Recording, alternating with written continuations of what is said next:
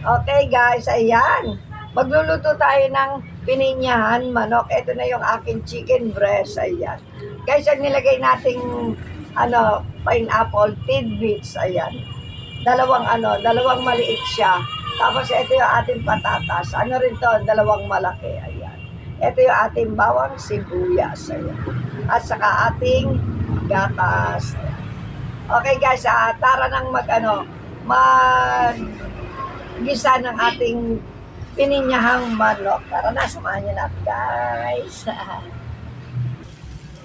Ayan na guys, nagisa ako ng bawang sibuyas. Ayan, hintayin lang natin lumabas yung aroma ng bawang at sibuyas guys. Ayan, at susunod na natin ang ating chicken.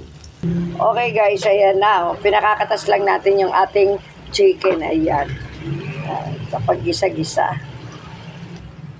Ayan guys, inilagay ko na yung pinagbabara natin ng chicken breast. Ayan.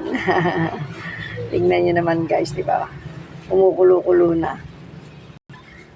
Ayan na, inilagay na natin ang ating patatas guys. Ayan.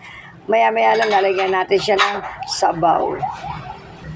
Ayan na guys, tignan nyo naman. Timplado na to ng bechin seasoning. Ayan, tignan nyo guys.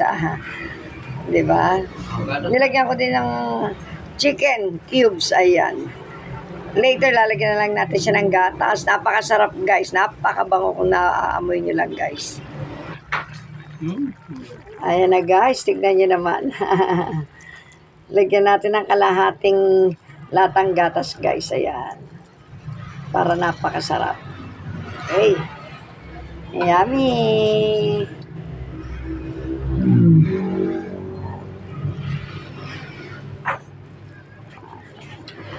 Okay, later na lang ulit guys.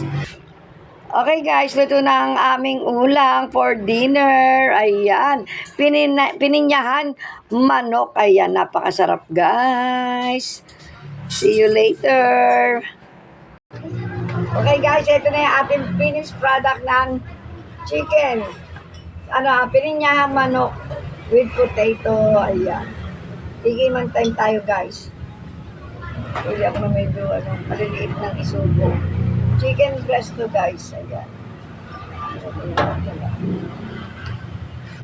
Potato natin. Later naman kakain na rin ako.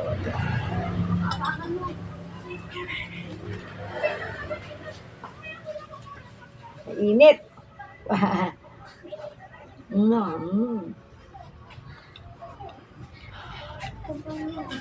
Lagyan niya.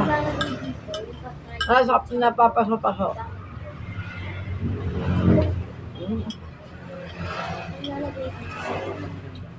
Ating patatas guys. Sarap sa kanin.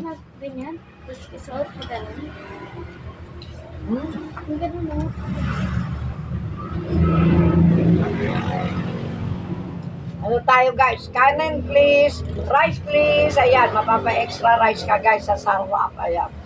Okay guys, thank you for watching. See you next vlog. Bye-bye.